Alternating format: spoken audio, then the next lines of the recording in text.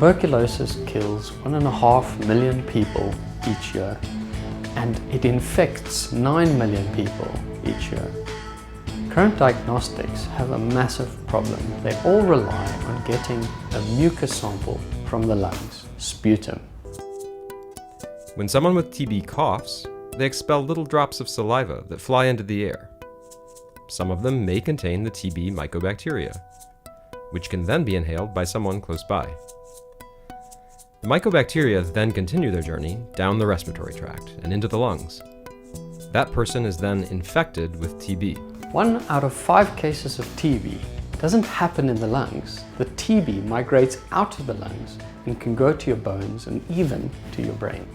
State-of-the-art technology today requires a patient to cough up a sputum sample and typically gives a result in any number of days. You can imagine how slow this is in a rural area.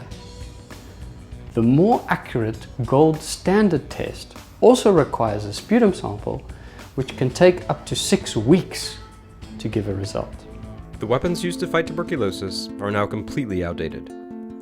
There are 3 diagnostic tools, but they're old and don't work very well.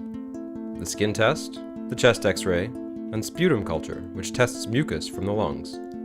All 3 have their flaws. They're slow, complicated, and unreliable.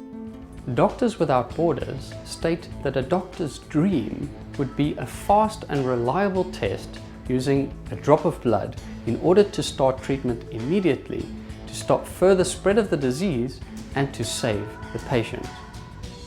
The world needs a rapid point-of-care test that can give a result on the same day.